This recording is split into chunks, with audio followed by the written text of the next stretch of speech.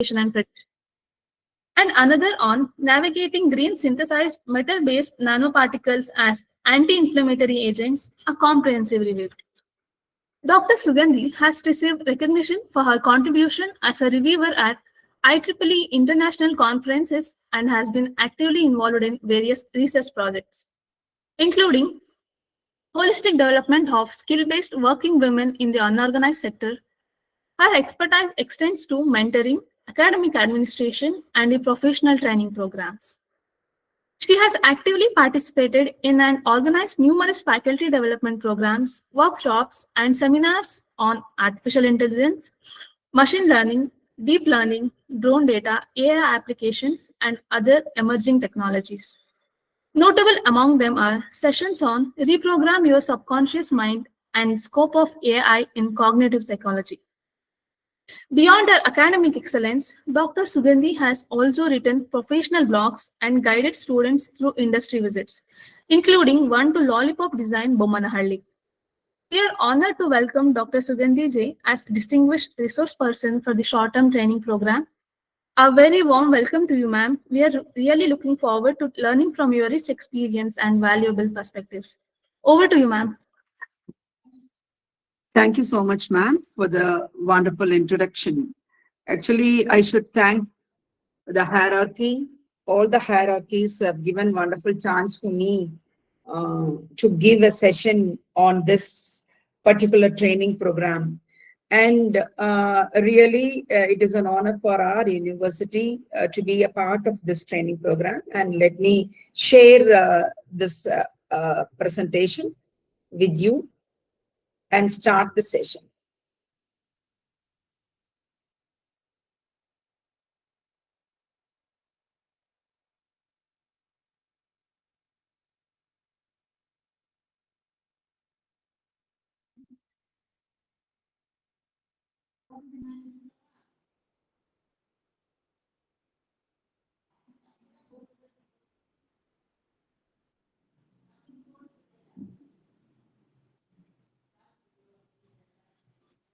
Is it visible, ma'am? Yes, ma'am. Yes, ma'am. Yes. So the topic what is given today is, we have two sessions. Session one goes with experiential and reflective learning by doing and thinking. The overview, the agenda, what I have for today is for this session one is, what are all the key concepts we need to know, the theoretical foundations, how we can connect with the curriculum, what are all the AI tools and techniques we have for this particular experiential learning, what are all the applications we have, and of course, what are all the challenges we have. And at last, with what are all the recommendations we can just check with this particular learning for educators. And to start with, what is experiential learning? Is it learning through direct experience? Why learning matters? When we speak about experiential learning, do we have to directly experience what all we need to learn in terms of practicals, otherwise in terms of activities? Then the next one is what is called reflective learning. Thinking critically about those experiences, in the sense what we learned for ourselves from the experiences, what we received out of activities or whatever it may be. The third one is integrating both doing and thinking, of course, termed as deep learning.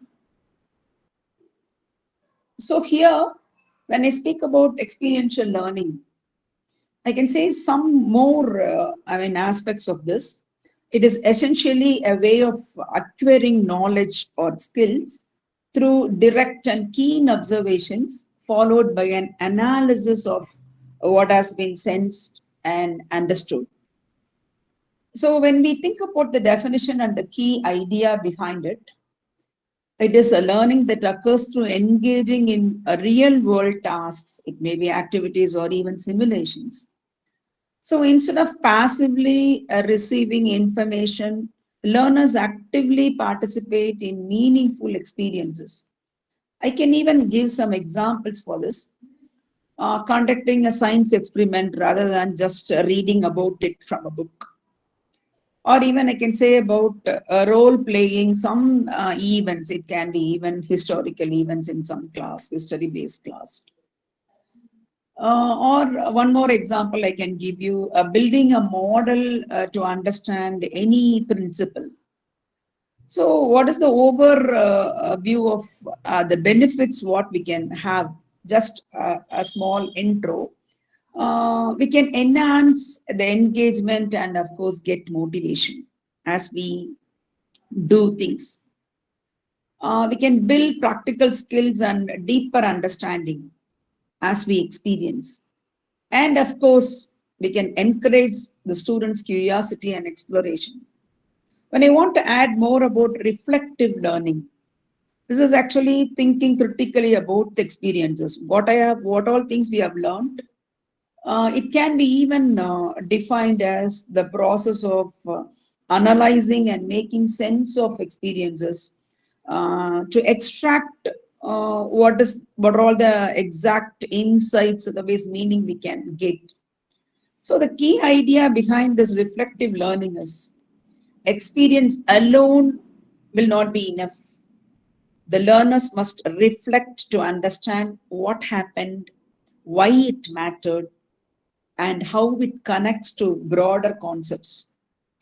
I can say some examples for reflective learning.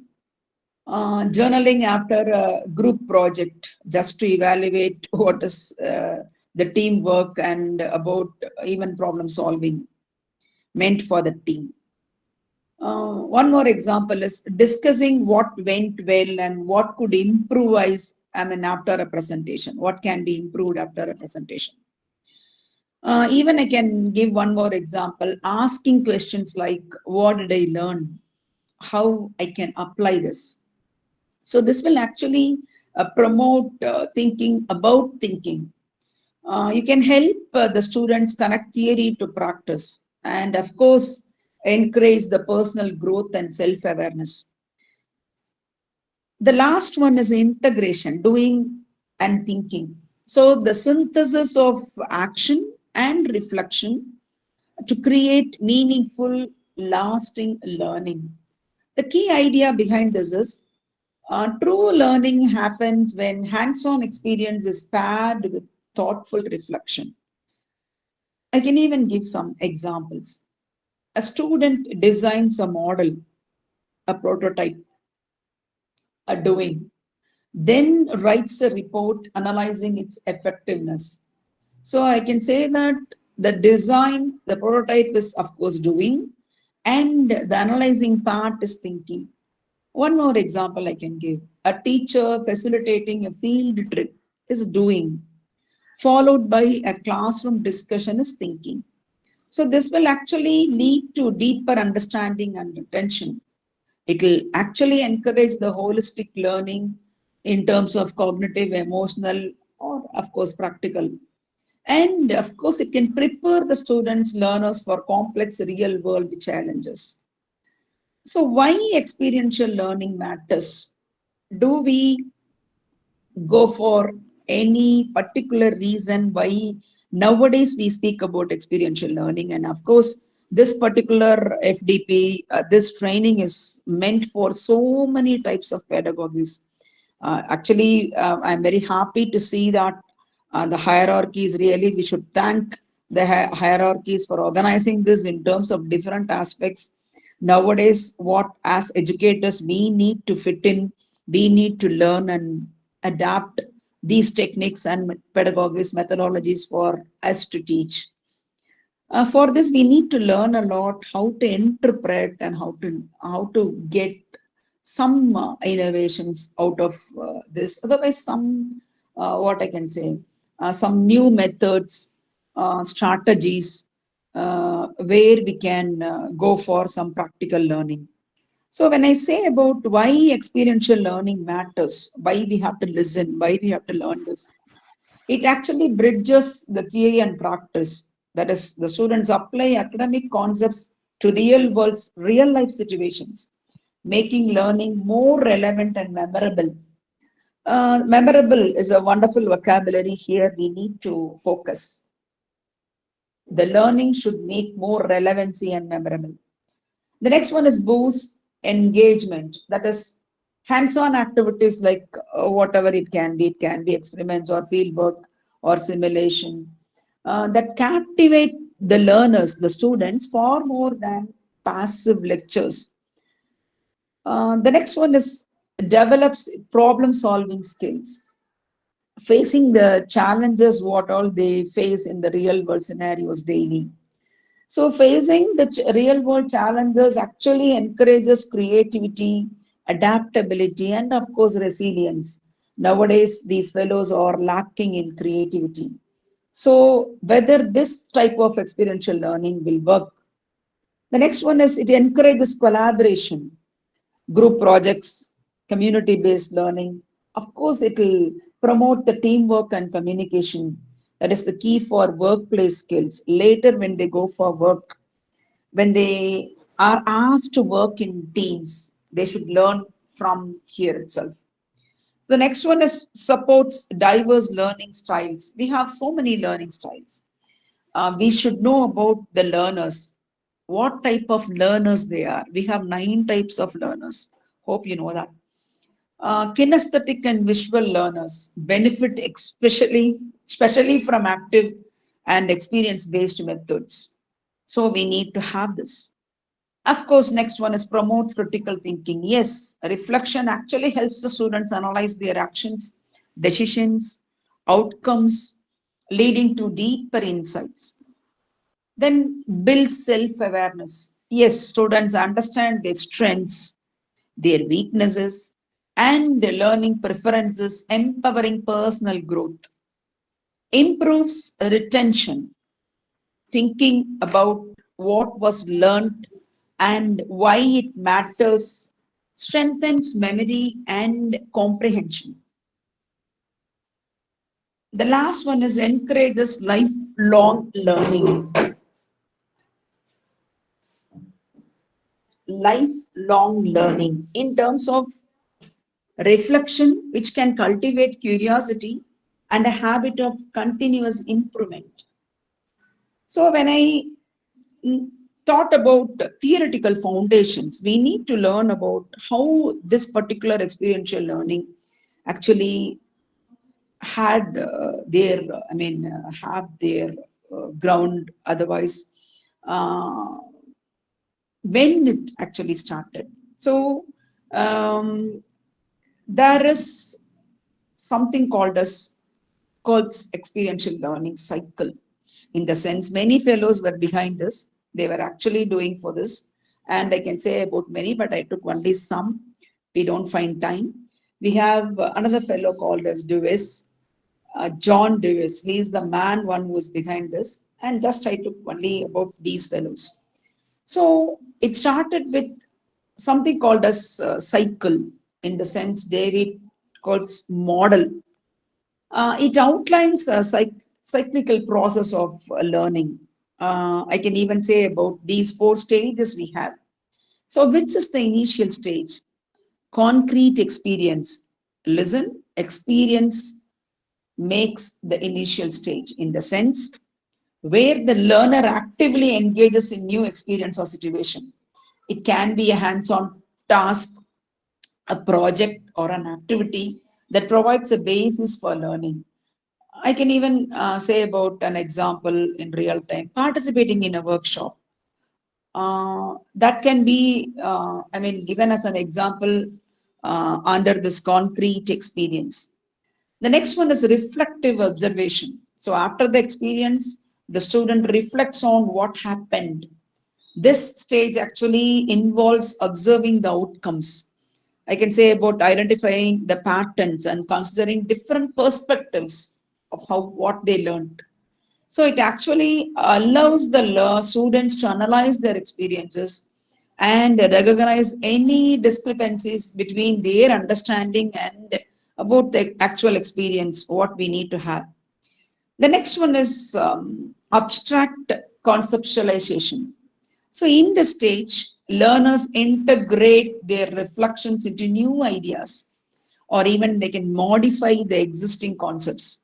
They begin to draw some conclusions and develop theories based on their experiences. This process actually helps in forming general principles that can be applied in future situations, maybe in future projects, or of course, whatever they need to have for their career. The last one is active experimentation. That is the final stage, of course, which involves applying the newly formed concepts in real world scenarios. So students test their ideas and hypotheses, maybe leading to new experience and restart the cycle again, starting from concrete experience. So this particular experimentation reinforces learning and allows for further refinement of concepts. So when we check about the learning styles, we have actually four different learning styles based on the cycle. This was actually given by the fellow, in his model. The first one is diverging. That is, the students who prefer concrete experiences and reflective observation, maybe. The next one is assimilating. Students who favor abstract conceptualization and reflective observation. Then converging, the styles we are actually discussing. Students who excel in abstract conceptualization and active experimentation. And accommodating, learners who thrive on concrete experiences and active experimentation. So these are all the things what is given as the learning style. And I think we have a wonderful significance because this particular learning style cycle is widely used in many education and professional development sectors, as it emphasizes the importance of active engagement and reflection in the learning process. Actually, we can get a framework for understanding how individuals learn from their experiences and how they adapt their learning strategies accordingly.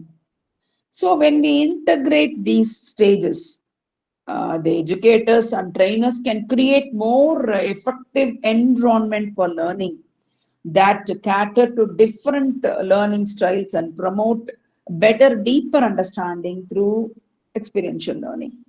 So the next fellow who is behind this is Dewey's philosophy, of course. I need to introduce this person because he is actually considered as the modern father of this experiential education. So his philosophy of learning through experience emphasizes that education should be rooted in real life activities, of course, encouraging active participation, reflection, and problem solving. So when we think about the core principles of what this philosophy says is learning by doing. So he believed that students learn best when they are actively involved in the learning process. He argued that knowledge is constructed through interaction with the environment, not passively just listening to a lecture by a teacher. The second principle is experience as the foundation. So for him, experience is central to education. But not all experiences are equally educational. He actually distinguished between educative and miseducative experiences. Only those that promote growth and further learning are truly valuable. Then the next principle, what he says, is reflection is key. So he emphasized the importance of reflective thinking, analyzing, making sense of experiences. This reflection transforms raw experience into meaningful learning. The next one is democratic classrooms. In the sense, he advocated for classrooms that mirror democratic society where students collaborate, share ideas, and learn from one another. So this nurtures critical thinking and social responsibility. The last one is integration of theory and practice. Actually, he rejected the separation of theoretical knowledge and practical application. He believed that education should integrate both, allowing students to apply what they learn in meaningful contexts. So his impact, his lasting impact, is his ideas laid the groundwork for progressive education, influencing many modern pedagogies like project-based learning, I can say, inquiry-based learning. And I think he always goes for a famous quote saying that education is not preparation for life, education is life itself. So it's a belief that education is a continuous dynamic process embodied in everyday life. So what we need to learn from him is, as educators, can we try to connect this experiential learning with our curriculum in the form of activities? We have a syllabus um, given by the university. We have all our course plan and everything. Along with that, shall we have any sort of activity based connect with the curriculum? It can be even your assessment based. You can even add for assessments. So it can be case studies, it can be projects, it can be active research, it can be debate or role play to make the classroom very much active. It can be even of internships or academic service learning and volunteering. So when I speak about that, integration in modern classrooms, I think it makes a very big impact. Modern education actually nowadays increasingly combines your experiential and reflective learning to create complete holistic student-centered environment. Nowadays, I think lectures, a traditional way of giving out lectures will not work, is not working. Um, this particular integrated approach actually aligns with the global education reforms like India's NEP 2020. Hope you know that, which completely emphasizes competency-based experiential learning to prepare students for real-world challenges. Internships and service learning programs you can give, which can often include your structured reflection to deepen the impact of hands-on experiences. So I think we can even think about how to connect it. I can even speak some more ideas regarding this connect, how I can give with curriculum. In the sense, when we speak about case studies, I'll give some insights in this. So you can simulate some scenarios, events, situations, which can enable students to learn and experience course concepts in some relatable ways. What would I do? I think this particular question will make them to relate the simulated scenarios. The simplest way to provide an experience. This idea will really give wonderful scenarios for them to feel and experience. You can lead your students into the grave.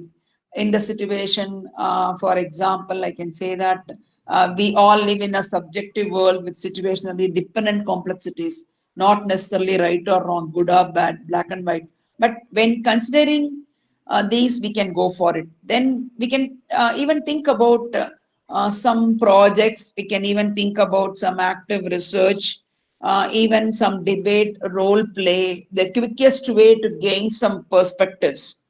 Student can portray some roles or something regarding a given issue to argue either on a team or even individually against classmates. Research the person, you can learn the arguments, work in teams, tap into some spirit of competition, which can establish understanding. When I speak about internships, you can motivate them to give some sort of internships based on this experiential learning. When we speak about academic service learning, these are all the ways how we can connect with curriculum. Our teaching and learning strategies actually used to achieve targeted course learning objectives by integrating meaningful community service with instruction and reflection to enrich the learning experience. You can teach civic responsibility and strengthen communities. So it is a form, your academic service learning can be a form of some education where learning occurs through a cycle of wonderful action and reflection as students seek to achieve some real objectives for the community and deeper understanding and skills for themselves. Nowadays, I think students are not able to know the value of their own education, where they need to implement. In the process, students link some personal and social development with academic and even with cognitive development. A research oriented, what would we like to know about this population? Some or what resources would be beneficial to aid those working on the front line. So it will be action oriented. What can the students do to directly help those who are impacted by? And they can volunteer in the sense they can think about some students perform some needed or wanted community service, but not necessarily tied to course learning objective. A great way for students to immediately contribute to a cause, gain insights about what the community needs, and make new connections. So these types of connect we can think when we teach or when we give assignments, when we give some activities. So this will actually give wonderful insights for them to just think. So when we think about these scenarios, we need to know about how to design to create effective experiences. It should align with the learning outcomes. We have some course outcomes. So we have the outcomes for the entire program also. So we need to provide authentic, meaningful task. We should include some structured reflection activities. So here I have listed some designing with respect to some effective experiences. So in that case, you can start with the end in mind. I think backward design is actually will be good. Backward design with real world relevance. It starts with it start it should start with the end in mind. That is, define clear, measurable learning outcomes. Design authentic tasks that mirror real world challenges tied with those outcomes. I can even give some example. For a business course outcome like analyze market trends, assign a project where students consult for a local startup using real data.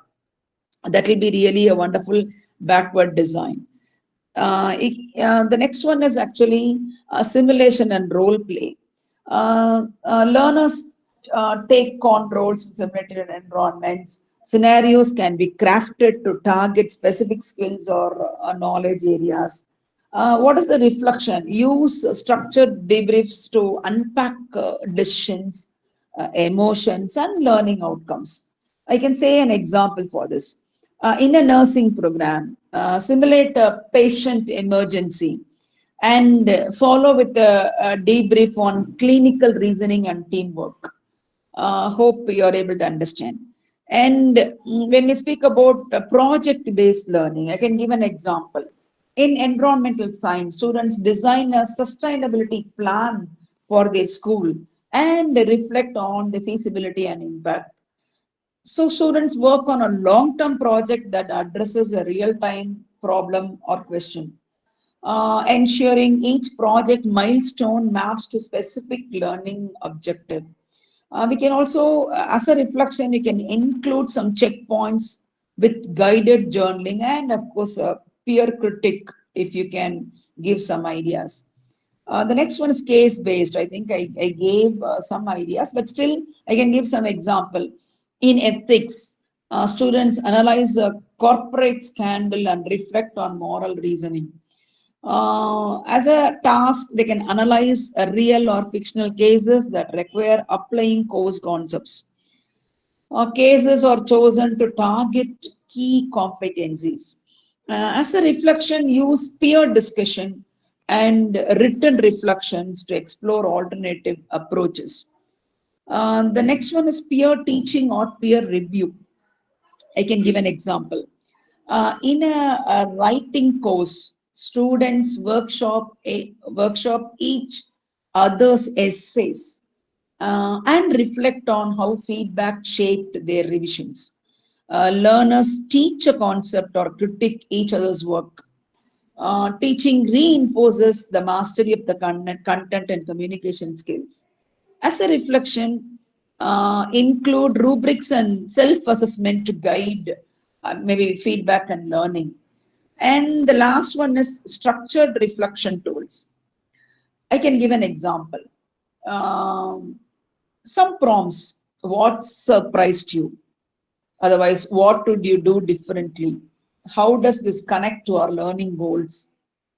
So, you can give some idea for making some, prompt students to connect experiences to learning goals. So, use some guided question post activity for any unpacked learning. So, you can go for some peer feedback for getting your reflection prompts. So, my point is now I have a question.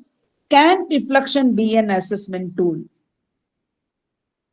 This is a question. There's a difference between each of this in the sense how does who we are and what we know connect with what we are experiencing and what is being taught and what we will actually learn.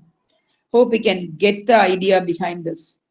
So the critical reflection is the intent of reflection is to force students to pause and think about what has happened or is happening, or how does it connect with what they already know and the content you are teaching them.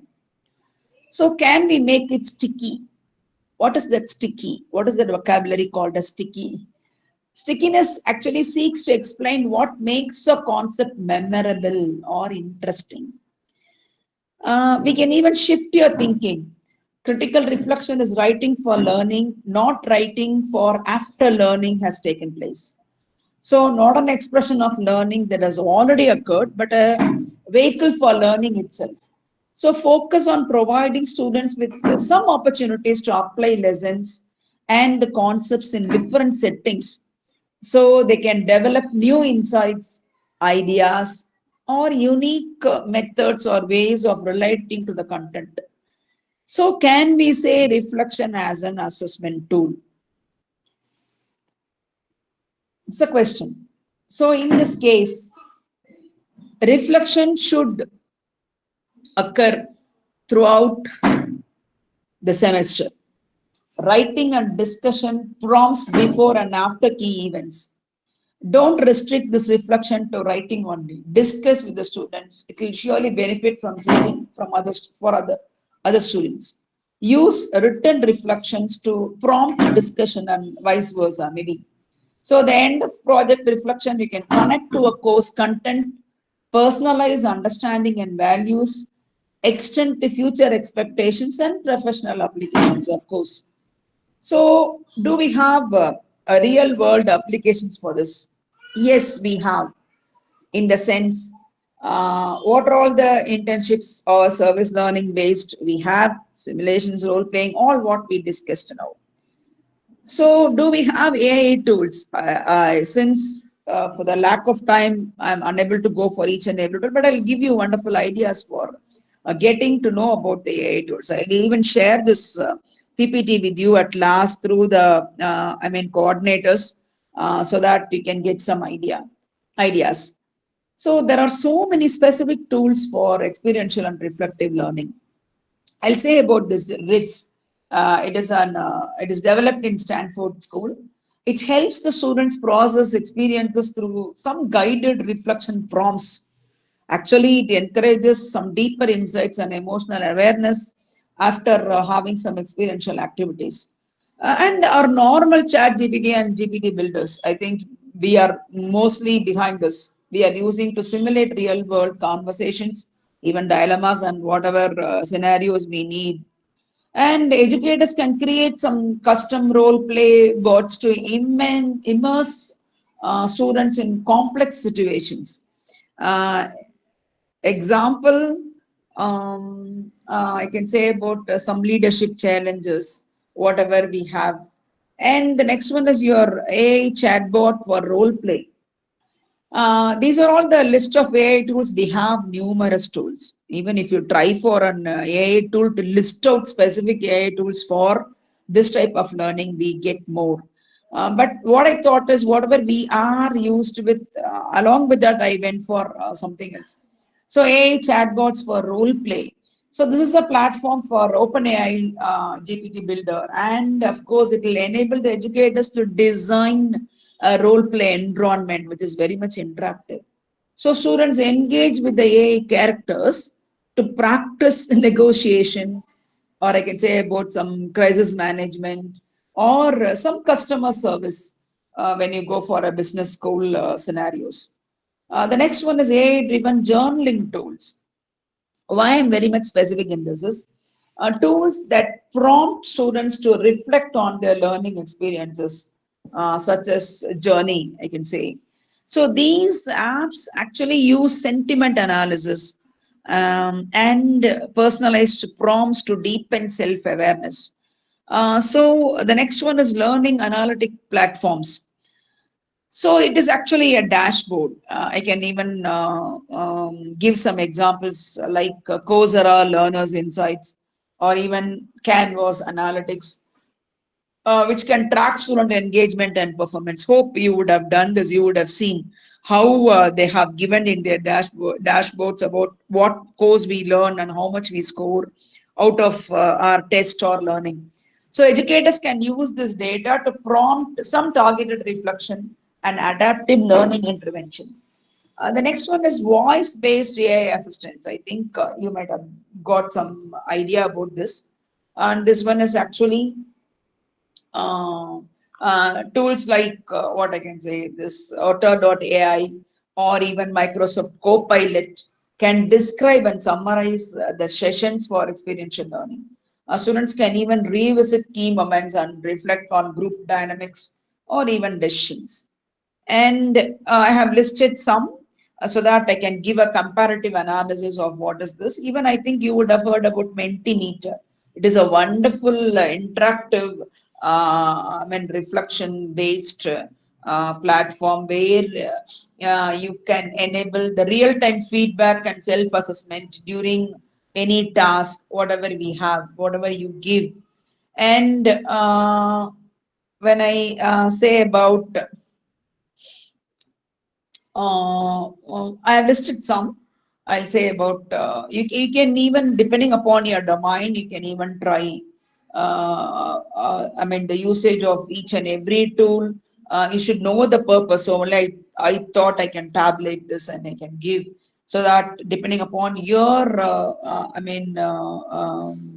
domain, you can go for it and you can just help your students in making some wonderful decision making environment so that we can use these tools.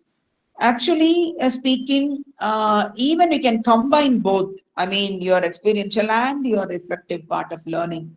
Some tools we have listed, I have listed, and of course, these tools are meant for even video-based, even personal learning workspace. You can even embed whatever you have to do as a part of reflection in AI-driven platforms. So it combines what all task tracking you have and how to just assist for this. So why we need to use these tools? Why these tools actually work? The problem what we have is, do these tools can help us for personalized reflection or for scalable simulation or for data-driven insights? So when I speak about personalized reflection, AI can tailor prompts based on student responses and emotional tone. When I speak about scalable simulation, role play boards allow every student to engage in immersive learning, even asynchronously. When we speak about data-driven insight, AI helps educators identify patterns in students' behavior and guide a meaningful reflection. We mostly we have a saying nowadays that we should not be behind AI tools, but that is not the case actually. We can get the assist from AI tools. We can't come with the new innovative aspects of giving some real-time scenarios or even some parameters or factors or rubrics. These AI tools will really assist us. So you can go for it. So when we try to think about what are all the pros and cons we have under experiential learning, surely each and every aspect of any type of learning will have its pros and cons. So we discussed all the pros. I think we were actually knowing about how it can create, how it can be creative, how we can integrate real world experience, all those. But what are all the drawbacks? That is very, very important. So when I speak about the drawback, what I can do in the sense, it requires patience and persistence. Actually, because we have to learn from experience and we need to know, so it requires patience and persistence. It requires a lot of guidance. There should be somebody to guide from start to end. It requires self-discipline. And it is based on the learning style theory. It is very, very important. We need to learn about the students, what type of learners they are. So when I speak about the benefits, retention, understanding, problem solving, adaptability, we can speak more. But when we speak about the challenges, time constraint is a very big factor. In a classroom environment, if I start an activity, I should give a chance for each and every team, even in terms of groups, to present, to come out with their own reflection. It is a very, what to say, it is a really very big task for giving a time for each and every student and to assess the student, how far they have. So uneven student engagement, it will be really a challenge. I can't be partial. Then, are we trained? Do we have support? Do we have any solutions for it? Do we have a need for going for technical tools? Do we have to learn the technical tools? Do we have to come to a general idea about the rubrics or assessment factors or parameters? I think that is the reason why we have this session even now. I think I'm keeping on actually talking. So shall I get some examples from your end, from your domain? Hope you people are here with different domains. Can you come up with some better examples, some examples from your domain as an illustration for experiential learning and reflective learning?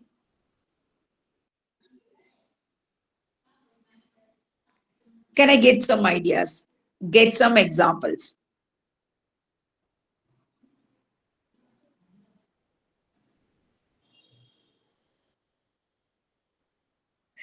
Am I audible? Yes, ma'am. Can I get some Yes, ma'am. examples? Yes, can I get some examples from any of your domain? You can give an illustration as an example, or you can even suggest so that everybody can come with an understanding. Any of the examples, any of the case studies, or anything kind of where we can create some scenarios for experiential learning and reflective learning. Any single example? Practical classes, ma'am. Yes. You're from which domain, ma'am? I mean, Zoology, ma'am. oh, zoology. Okay, ma'am. So we can go for Practical classes, hands-on. practical classes, hands-on. Yes. Okay. Okay. I think naturally all your, concepts will be based purely on labs. Yes. Even I think your theory classes goes with lab. Yes. It's a wonderful example. Correct, ma'am. Great. Thank Any you. other example?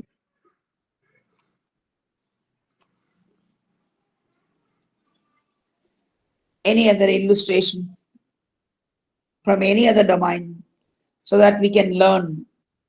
We can even go for implementing it. Projects, ma'am. Projects. Projects. Yes. Any example for any project in your domain, ma'am? For estimation of Ah, proteins, carbohydrates. Like that. okay. Yes, yes, yes.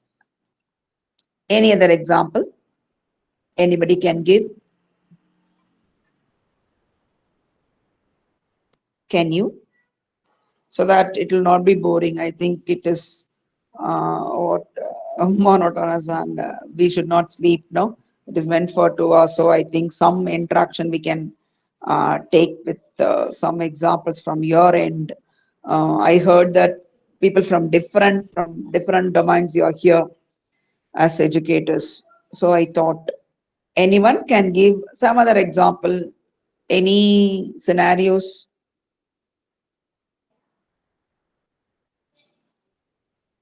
Can I get?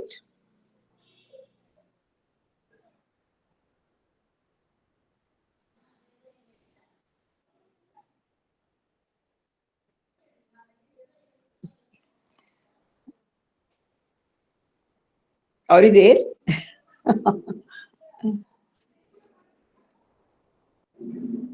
Okay. So I think I can give some recommendations for the educators in the sense, shall we have a thought process for embedding reflection into curriculum? That will be better based on NEP. I think they are forcing us, it is a compulsion. Whatever curriculum you frame under NEP, you have to go with all these type of learnings. So we can go for diverse experiential formats, and of course, culture of inquiry and feedback, so that we will not have the traditional lecture-based, methodology for teaching. So I think some recommendations. So I think I can end up the first session with this wonderful quote by John Dewey, saying that we do not learn from experience, we learn from reflecting on experience. So blindly, I can't say that I have underwent something, I have undergone something, but what is the learning we need to know? So what is the impact and outcome? Can I get some enhancement in academic performance? Can a greater student get some motivation? Can we enhance the career readiness for all the students? So that is what we need to get the impact, and of course, we need to know what will be the outcome, whatever apart from whatever is listed in the curriculum. So I think we can proceed to the session 2, shall we? Yes, ma'am. Any doubts, anything you have under session 1? If you have, you can ask. Otherwise, shall I continue with session 2? Shall I? Yes, ma'am. Okay, thank you so much. So the session 2 title, topic what is given is how to empower Gen Z through collaborative learning in university settings. So we need to know who is this Gen Z. Hope you know who is Gen Z. Actually, what to say? They are more educated with social media, more global. I can say about they are influenced much with celebrities. They have so many influences and brands. Have you heard about students only when we go for, they'll be always behind brand and more demanding because of the increase in choice. They demand more in the sense they expect more and focus more on being to express their individuality. So they always stand out. Then they put more value on experience nowadays, which can bring some meaning to their life after experiences matters a lot for Gen Z. So pro-social in the sense more mindful with ethics and messages of the things what they do and what they consume. So I can say that these fellows are digital natives, purpose-driven and socially conscious. They prefer autonomy and flexibility, thrive on feedback and peer interaction. So we should know the learning aspect of this Gen Z. Uh, what I can say is they wanted to learn more by doing, working through examples. We have some category here. Only 10-12% are preferring classroom lectures, the traditional method. Only 12% can listen. They are unable to watch even a reel or video for 1 minute. Hope they'll be keeping on, I mean, scrolling. And only some people can just see and read and learn. But more than 50%, they prefer by doing. That is a point we should understand. That is very, very important. We should know who are the stakeholders, who are actually our own stakeholders, who are the beneficiaries, how they learn. So even I was really inspired by the topic what is given by the hierarchy, how to empower Gen Z. It is really a very big, need of the hour to know about Gen Z and how collaborative learning can help them, particularly in their curriculum or university settings. So, what is this collaborative learning? I think you will not have much difference between experiential and collaborative. But when I speak about experiential, we didn't speak about anything called as collaboration. So, is it an educational approach to teaching and learning that involves group of learners working together to collect information on a topic or object or solve a problem or analyze a problem or investigate a situation or create an opinion? So, when we think about collaborative learning, it is an educational approach, of course, accepted, and learners work together to achieve some educational objective. We should be very much careful with that. So we should know about what is called think, pair, and share. So benefits, there are so many benefits. So we should know what is called collaborative learning. As a teacher, as an educator, we should know what all the methods we need to know for enhancing collaborative learning, then how to go for conflict resolution, how to encounter, when students encounter some differences, we need to learn how to handle those disagreements. Of course, as educators, we should be facilitators to make the students come out of, come out with their views and discussions, whatever they have for the particular objective. So this will naturally enhance their listening and communication skills, of course. Later, when they go for their work, even in real family situation, will they have an attitude towards collaboration? That is very important. So in this case, do we need to know about what are all the methods of collaborative learning we have? So we have so many methods in the sense sharing knowledge, otherwise skills and resources among group members. Why do we want to go for it? Allowing for peer-to-peer teaching and learning. I think naturally we go for it. When a student is excellent, when one student is really struggling, we'll ask personally to help the person, one who is somewhat a weaker, otherwise slow learner. So we will have some proactive and some reactive learners. So I think we need to know about the collaborative learning techniques also, so that we can go for critical thinking and of course self-reflection to enhance communication and collaboration. It's very, very important, particularly in working scenario, we need to go for it. So do we have some strategies to empower Gen Z? So there is some specific vocabulary here, some specific stakeholders here called as Gen Z. So can we go for some strategies which can empower Gen Z through collaborative learning? The first one speaks about leverage technology for seamless collaboration. Yes, Gen Z or digital natives who expect intuitive tools. Nowadays, not only technical people, everybody go behind tools, technical tools. Um, to use platforms like Teams or whatever it may be for group projects, you can go for Microsoft Teams or Slack or Miro for group projects, brainstorming and real-time collaboration.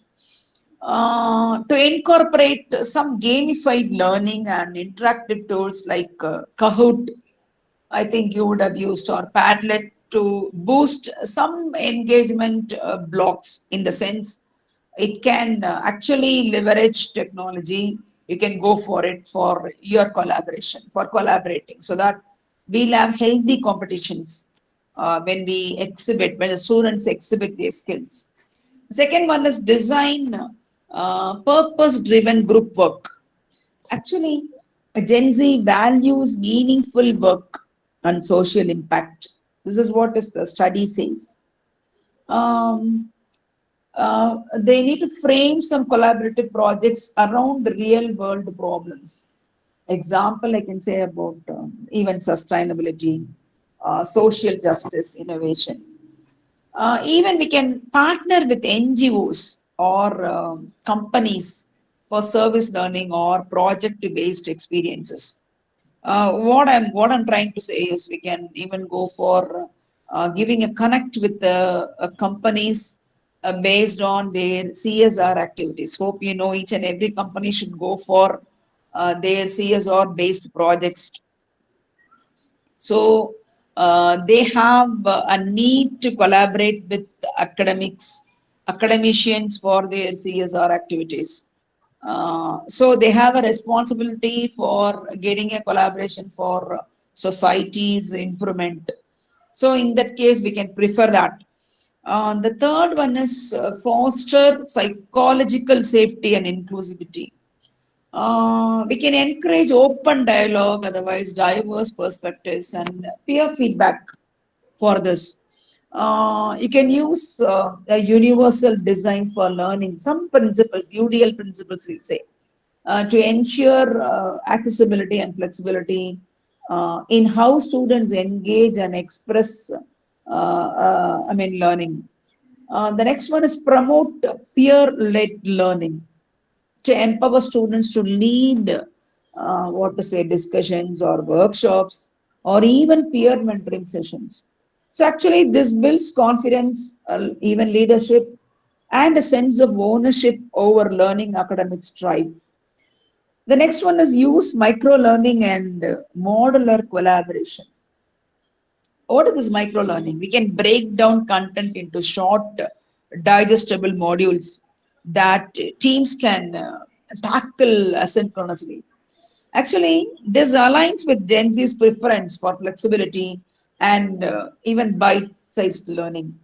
The next one is, the last one is to integrate reflection and feedback loops. You can encourage students to reflect on group dynamics, roles and outcomes. Use tools like peer evaluations and collaborative journals to build some cognitive skills. I think that will be really good. So when I think about some elements of how to bring this enhanced cooperative, otherwise collaborative learning is positive interdependence. Anyway, they need to depend for getting a wonderful objective to achieve the educational goal. So, positive interdependence, face-to-face interaction. Nowadays, just digital natives, as I said, they always prefer to sit idle with their mobiles. So, we actually lack physical face-to-face interaction. They are always in groups. They have their own rappos. Depending upon their rappos, they have friends. And they should know about their individual and group accountability. It's very, very important. They should know what is called as accountability. how they are accountable, in what way they are accountable to their family, otherwise to the society, or otherwise to their environment. So the interpersonal and small group skills, of course, even I can say about group processing, they should learn what is called as group processing. So in this ways, in this particular notion of getting to know about what are all the key strategies we have just to empower Gen Z, we actually need to know about what are all the thing we have. I'm very sorry. I'm trying not to get. So I can also give some examples of collaborative learning. I think that will be good. Some examples we can go for something called as, normally we go for assignments. We give group assignments. When I think about discussion between the teams, I can we can go for round robin discussion, sharing opinions. When we think about what is that, writing and team games, we can think about something called as content writing. Some friendly games we can go for. When I go for some other example in terms of problem solving, case study will really work. What are all the case studies we have in real time scenarios? I think Gen Z are very much behind problem solving. You can illustrate a case study and you can ask for the solutions in a group. So it will make them to involve all the team members. You can make them to present, or otherwise you can ask them to go for a graphical presentation as an analysis. So some reciprocal teaching kind of, as we normally do, assignment or even a fishbowl or jigsaw will help as an example. So what I thought is I can just give you about something called as teacher's role in collaborative learning. So what is this we need to know in collaboration, in enhancing collaborative learning? Forming groups is the task. We should know how to form the groups, how to get a group of members. If the group size is, of course, very small, it will be good. Don't have a group more than 4 or 3 members. Max 3 or 4. 3 will work. But we also need to go for time constraints. But still, if you form the group, be very cautious to form a group of 3 or 4. It will actually help the students with good environment and activity. Everybody will get some responsibility. Otherwise, some will be always idle. Only people who do will be, only people who are proactive will do. So we need to give opportunities and tasks for everybody to learn. So structure the group in such a way that it involves all the diversity. One may be good in presenting, one may be good in, conceiving the content, one may be very much good in critical thinking. So we should go for offering the resources and study materials also. You can ask them to go behind AI tools, specific AI tools for reference. You can give your resources for reference. You can give some blog links or some URLs. And of course, conduct assessment of the students in groups. So when we speak about this, we need to know about what all the groundwork we need to lay for collaborative learning. It's very important. I can't just say that we can go for a group discussion. No, I can't go for that. We need to know about what all the groundwork you need to learn for collaborative learning. So assessing the learning space. When I speak about this, I should know about how to assess the learning space, how to align the activities with your outcome and assessment. So each and every course differs. Each and every subject differs. Each and every subject will have the course outcome. Each and every unit differs from COs. So based on that, how we are going to give the activity or assignments or anything. So will it remove some barriers for learners with some disabilities? Maybe some are not good in this, some are not good in that. So recognizing the needs, we should be very much confident. And of course, documenting it. It's very important. So when I speak about the strategies, what we need to enhance, there are so many strategies how we can go for it. Tech enhanced collaboration. We can use platforms like Teams, as I always said, Slack or Miro for that. We can go for gamified tools, as I already said, Kahoot or Padlet. Then it will actually help for asynchronous collaboration options. This is your tech enhanced collaboration. The next one is purpose driven projects. We should go for social impact themes behind real world problems. Do these fellows collaborate and come for a solution, come with a solution for a real world problem? Can we go with some industry or community partnerships for us for this? Can we connect with any NGOs? We can think. The next one is peer-led learning, student-led workshops and discussions. Students even plan for what type of workshop they need to go, what type of sessions they wanted. So even students can organize. The person one who is having a very good awareness, otherwise one who is already having some experience in real-time exposure can go for the leading the workshop and discussions. Or peer mentoring programs. The best example is your leadership development. So we can go for this peer-led learning so that it will actually help us. The next strategy is inclusive and safe spaces. What is this? We can even think about the psychological safety in groups, diverse perspectives and UDL principles. Maybe getting some reflective practices and feedback loops. The last one is modular and flexible learning. Can we go with micro learning formats? Or shall we think about role-based collaboration? Shall we go with hybrid, otherwise some flipped classroom models so that we can have modular and flexible learning? This is a strategy.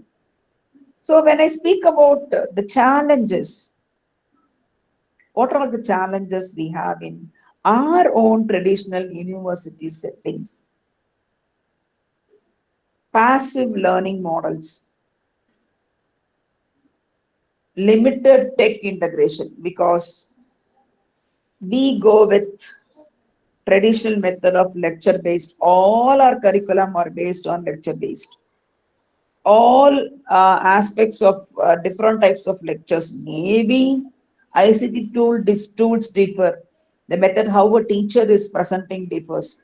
Maybe in terms of PPT, otherwise whether he or she goes with some other tools for the respective domains based on their practical implementation may be differing. But usually we go for this passive learning models because they are not active. If they, go for this type of learning, I think that is the biggest challenge now. How to convert this type of passive learning into an active, otherwise activity based or collaboration based. Then limited tech integration. That is what we always don't prefer to go for usage of tools. We always think that whenever you submit an assignment, we strictly say that it should not be a copy from your chat GPT. This is what is the warning actually we give. But are we thinking to formulate an assignment where students can just get the assistance help from the tool? That is a question.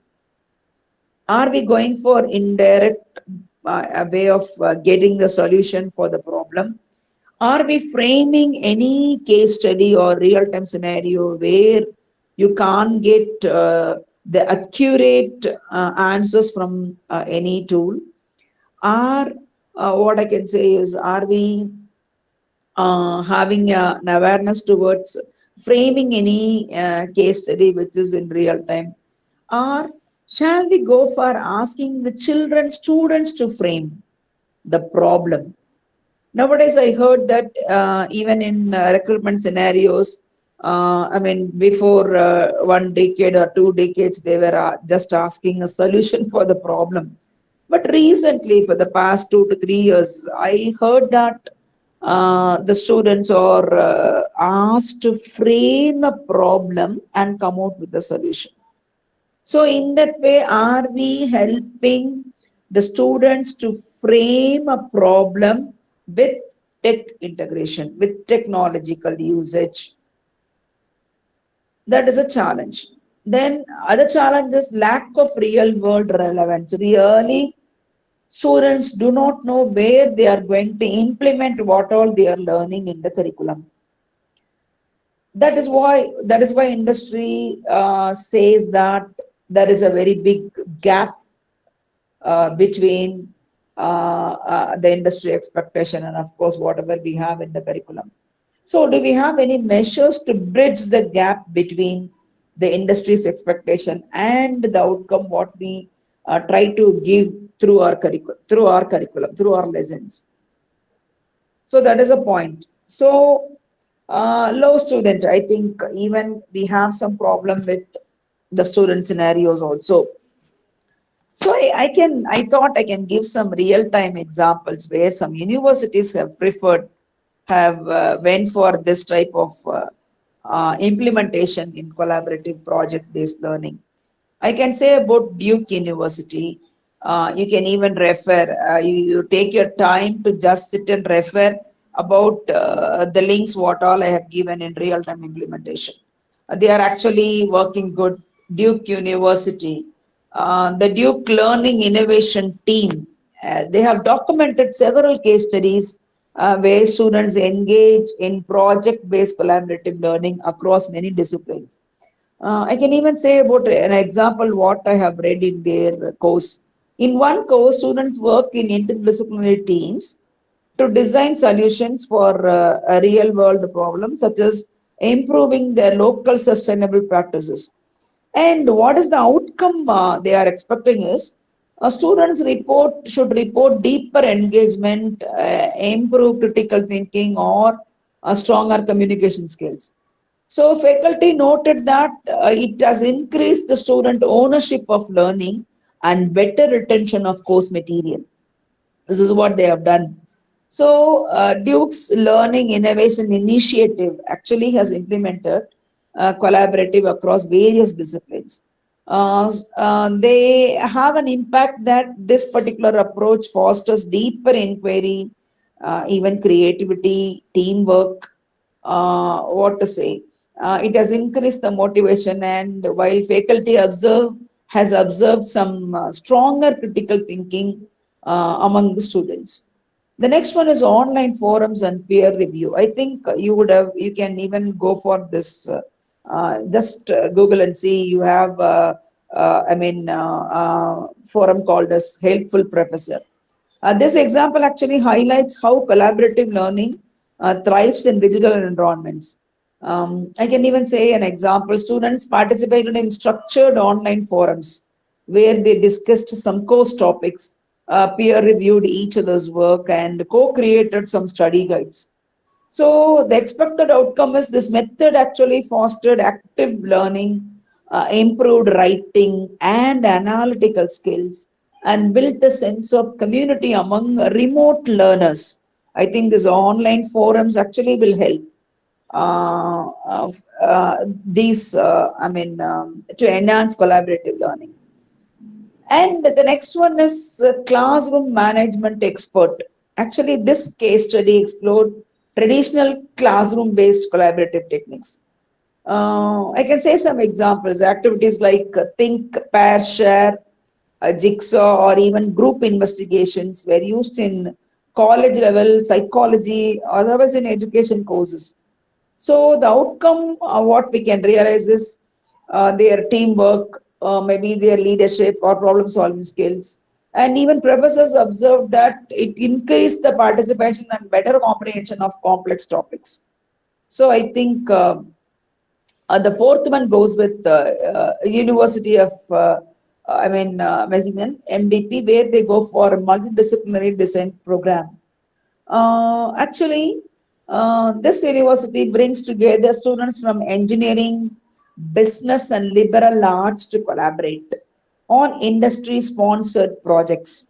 So, this university is behind some industries for their sponsored projects, and they are trying to collaborate the students from different domains.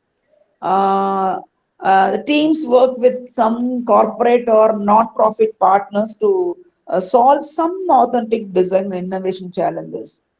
So what they actually expect is, they say is students gain hands-on experience.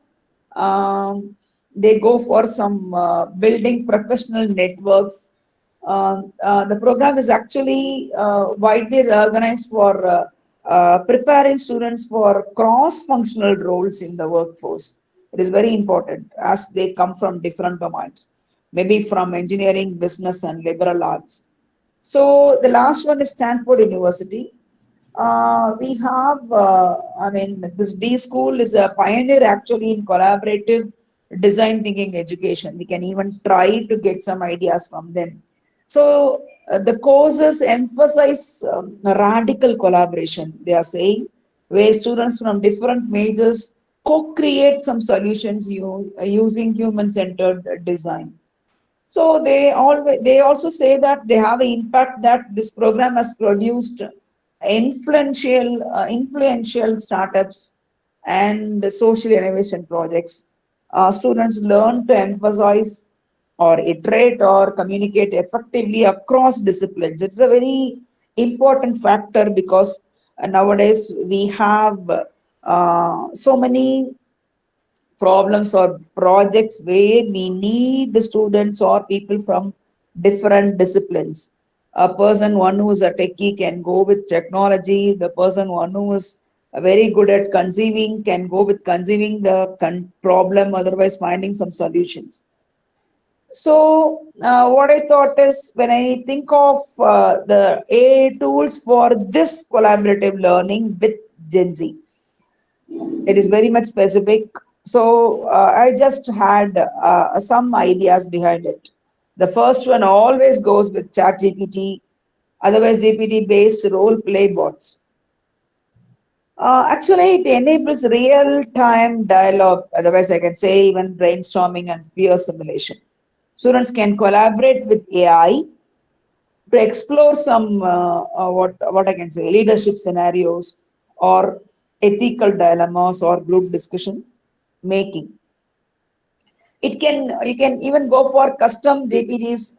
It can allow educators to create tailored bots for specific courses or challenges. The next one is Miro. I think I said about this. It is a collaborative whiteboard platform enhanced with AI features. It supports actually visual brainstorming, mind mapping, and of course, some ideation as a group. So AI assists with organizing ideas, summarizing discussions, and generating templates. I think this will be helpful for them. The next one is Class Point AI. Actually, this integrates with the PowerPoint to create interactive quizzes and polls.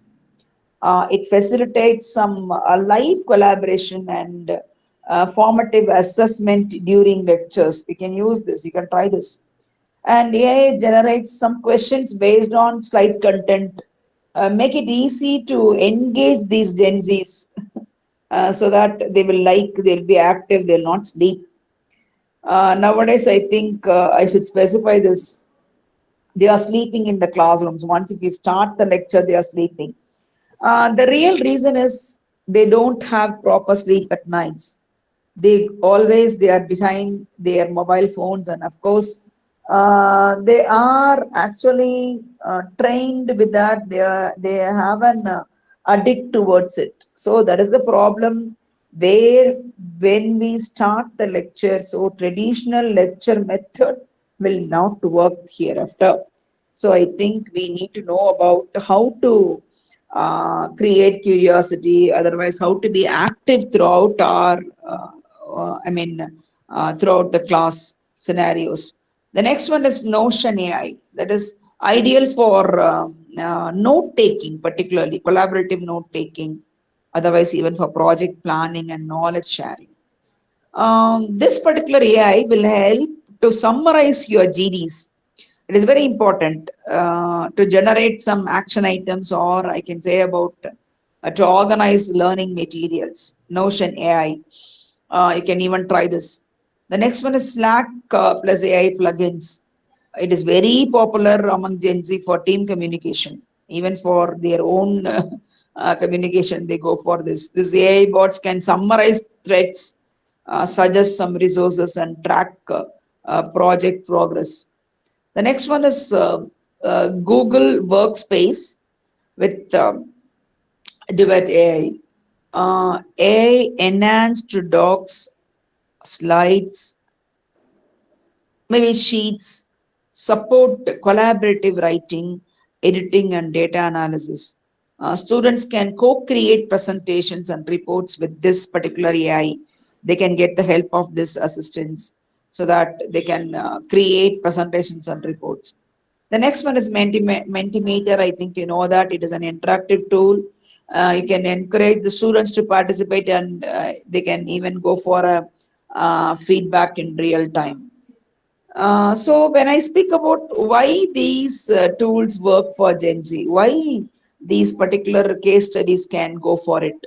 Actually, what I can say, as they are tech natives, I can say that um, they are familiar and mobile friendly. That is the first one.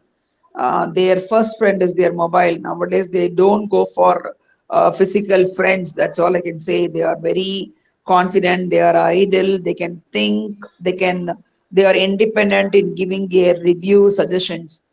So real-time collaboration can be done. It supports asynchronous or asynchronous teamworks.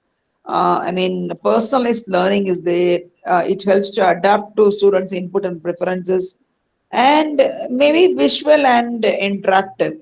So actually, it can give a preference for dynamic multimedia content. I think we should always we can all, we should also see about why these case studies matter. Why we are in a situation to go for better case studies. Why always we need to think about problem creation? That is a wonderful aspect we should know, an important aspect we should know. In order to enhance collaborative learning in college settings, in curriculum, you need to encourage this as a knowledge exchange enhancement. You need to think about the need for soft skills for the workplace. They are they are getting good marks. Of course, they have a wonderful CGPA and everything is okay. But what about their skills to exhibit for even do they have confidence in exhibiting their skills? Are they skilled in presenting? Are they good in public speaking? Will this particular mode of collaborative learning help them to promote deeper understanding through their discussion? Are they comfortable with the peer groups? So, what will be their impact and outcome? So, do we have an option for improving the engagement and retention? Or can we create some enhanced critical thinking and teamwork? Or at the end of the day, otherwise, as an objective for better career readiness? So, that is the point here. And that is what we need to understand. And for improved engagement and retention, I think some students will be very quiet in the class. They'll not be listening. Otherwise, even if they listen, they'll not come out with what they need to say. They will have a fear, what to say, fear of public speaking, called as glossophobia. They are actually good. They can write, otherwise bring out the outcomes even in writing. But when they are asked to exhibit, when they are asked to present, when they are asked to speak, in a team as an individual, it will be very tough. So, if this collaborative way of learning will promote, will help them to just get their engagements, and of course, how to make them think better in a team. Or will this particular collaborative learning also enhance students to get equipped with what are all the soft skills they need to know? It can be anything. It can be communication skills. It can be even what to say, interview skills. It can be presentation skills. It can be speaking skills. So, do we have any option for recommending universities as a hierarchy, as a staff? I think we are the platform, otherwise, we are in a scenario to bridge the gap between what the students expect and what university can, make some changes. So, can we go for investing in digital infrastructure? It's a very big question. What is this digital infrastructure? We need to know. Do we have a secured digital infrastructure? Can we go for investing in this? Can we go for exclusive lab for using this particular technology for collaborative learning or for anything, for any activity? Do we have an exclusive lab for this based purely on AI? Our university, I think we went for it and we have got an exclusive lab specifically for AI. Even if I give it, if we get to know about any FDPs or anything, you can please visit. We can all come. We'll actually give a wonderful scenario for having any FDPs in our lab, so that you can visit Bengaluru, and surely it will be a wonderful option for us to collaborate with you people. Actually, I thought I can reveal this at the end of the session, but in spite, I think now I can relate and I can let you know.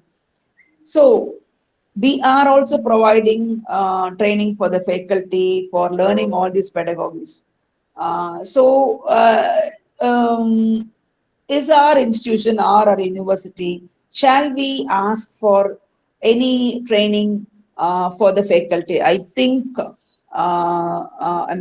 this particular training program, what you have for all these days, are wonderfully coined, and I should really thank the hierarchies for bringing out these types of trainings. It will really help us to think, what to say, radically, rationally, that why can't we go with some other type. Also, we will also be engaged and we will also get to know about their personal insights.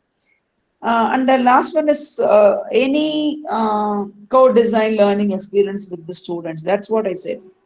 Do we have any option for learning even from the students what they actually think, what they actually go for, as they are tech native people. Otherwise, they want freedom to explore, but with clear expectation. They actually value peer interaction and co-creation. What to say? They are comfortable navigating what are all the digital ecosystems, and they expect tech-enhanced learning. They are actually motivated by causes and want their work to matter. Impact orientation. Otherwise, I can say that tech fluency, social learning, autonomy plus structure. So, by aligning collaborative learning with all these traits, universities cannot only engage Gen Z more deeply, but also prepare them for the teamwork and innovation required in the modern workforce. As you know that as Gen Z, these tools work for Gen Z, as they have tech native interfaces. They prefer this to be very much visual and interactive. So these tools not only enhance engagement, but also build the skills Gen Z actually needs for their future workplaces in terms of what to say, communication, creativity, and collaboration. So I thought that I can stop with this question. I want more interaction from your end. Um, can I get some examples from your domain for collaboration learning? We can start with the discussion and we can end up with the discussion. I actually want one example from each one of you so that it will be helpful for all people who are all watching here. Can you people one by one can open up and say some illustrations, anything from your own domain for collaborative learning?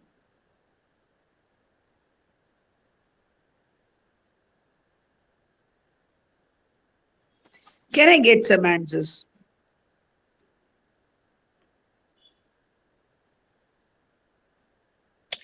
Can you hear me? Am I audible? Yes, ma'am. Yes. Yes, ma'am. Yes, can you please give some examples? Because Yes. as I'm in the domain of technology, I speak much about technology. But you people are having different diverse domains, I heard. So shall we get some ideas from your end about this collaborative learning? Any real-time scenario where you can give some examples of some real-world problem or applications even.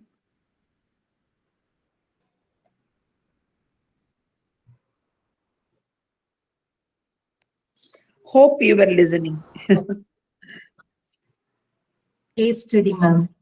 Yes, case study. What is your domain, ma'am? Zoology.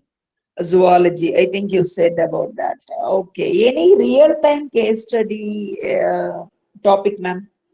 Yes, ma'am. A survey on diabetic patient in a particular. Oh, wonderful, wonderful. So you need to know about a survey on diabetic prediction, ma'am. Yes, ma'am. For, can you be specific? We have provided some questionnaires. Oh, Yeah, okay. group 4 or 5 girls together. They Yes, discuss ma'am. the age group, whether it is male or female, and So, the diet system they are following like that. okay. So each and every group is given a topic based on diabetics, sir. No, ma'am, no, ma'am. It's Oh, it differs. it's 25 students means they are divided according to their locality like that and all.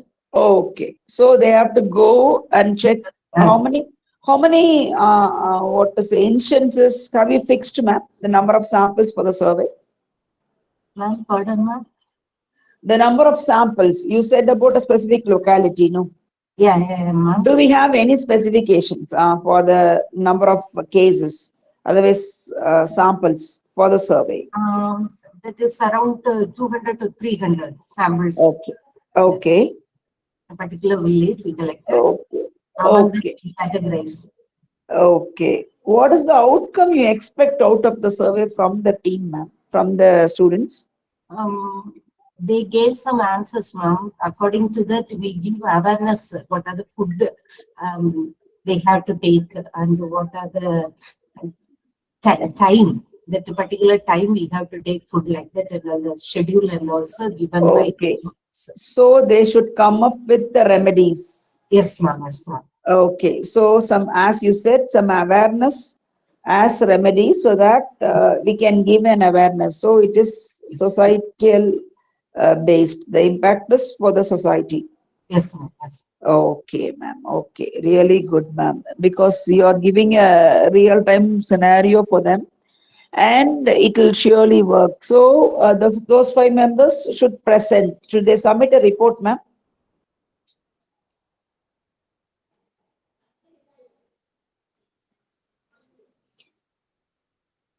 Can I get some other idea from some other people? Ma'am, in our field, that is computer science, our students are making more project on mobile app development, ma'am. And Yes, and also they are making some projects like website development and Okay. So these are all applications you are asking to develop. What is the size yes, of the group, ma'am? Group size? two members per team, ma'am. Oh, only two. It is actually, Yeah. it will have a wonderful impact because For of the group UG, size. for UG, one and Yes. two person one project, Two in a and for group. PG single person, ma'am. They Okay. are making some Individual. Mm. analysis like using Python and Okay. machine learning. They are doing like that projects. Okay. Okay. Uh, Okay. and So also what they is are the, yes, yes, ma'am. Mm. yes, ma'am. What is the outcome you expect? Do you want to create the They, app completely? Mm. yeah, yes, ma'am. Yes, sure. They complete their project when they are submitting their Viva, no, and that time they submit the complete project, the complete application. So it is a compulsion. Yeah, yes, sure. Okay. So you think that this will actually be something in terms of collaboration and learning? Yes, yes, ma'am. Yes. Wonderful, ma'am. Wonderful, wonderful. Any other domain? Any other? Can you please suggest some ideas? What you use in your real classroom environment?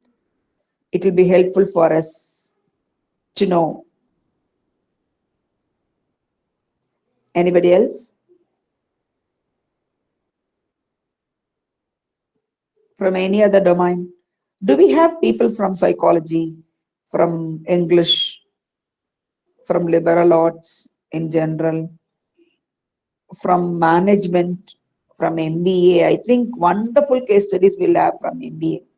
Do we have people from MBA, BBA staff? You can give us some ideas about any scenarios for enhancing collaborative learning. Can I get some ideas from different domains?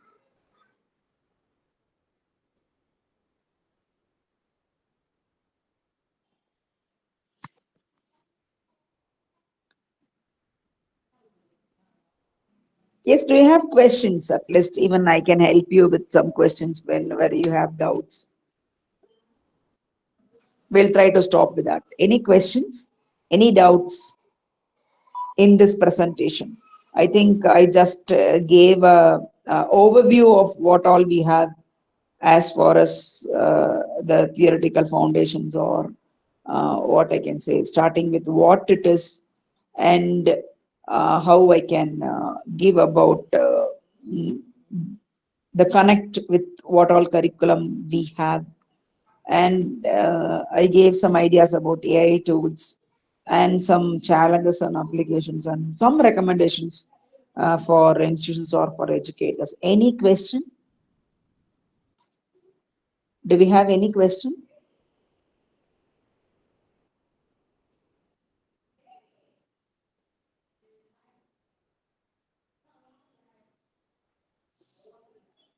Oh, okay then. I really wanted to thank all the hierarchies. I think it's a wonderful session for me first to prepare. It's a new topic for me. I should really thank the coordinators for their wonderful coordination in this. And really, I learned a lot. To be, I mean, personal, I should say that I learned a lot. I went for so many tools. If I have more time, I think I would have explained. But I thought that I should cover all the topics. At least let me give a wonderful idea, the flow in which you can understand what is the ABC of it with the applicative areas and some AI tools. So that you'll surely incorporate this in your curriculum and of course in your class activities. So thank you so much for this patient listening. I know the real routines of people nowadays, and of course, even in this critical scenario, you were able to, I mean, be a part of this. And thank you so much for actually calling me as a resource person for this. Thank you, ma'am.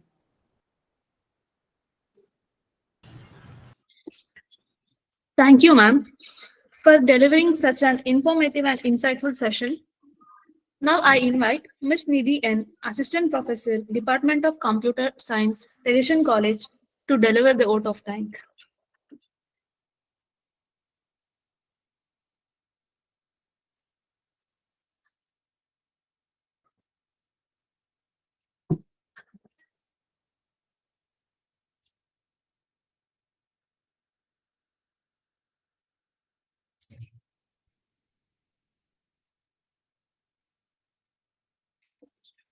Good evening, everyone.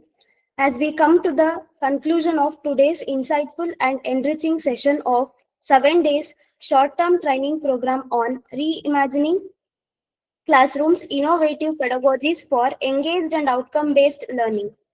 It is my honor to deliver the vote of thanks on behalf of the organizing committee. First and foremost, I extend our deepest gratitude to our esteemed resource person, Dr. Sugandhi J. Thank you, ma'am. A heartfelt thanks to Reverend Dr. Sister Rohini, Principal Tertiary College, Mysuru, and Reverend Dr. Sister S. Irudaya Kalai Selvam, Principal, Jairaj Annapakyam College for Women, Periyakulam. A special thanks to all our participants for your active presence and participation. Dear participants, feedback link is posted in the chat box and WhatsApp group. Kindly fill your valuable suggestions. Thank you all for your enthusiastic participation in today's session. We look forward to see you in our next session. Thank you. Thank you so much.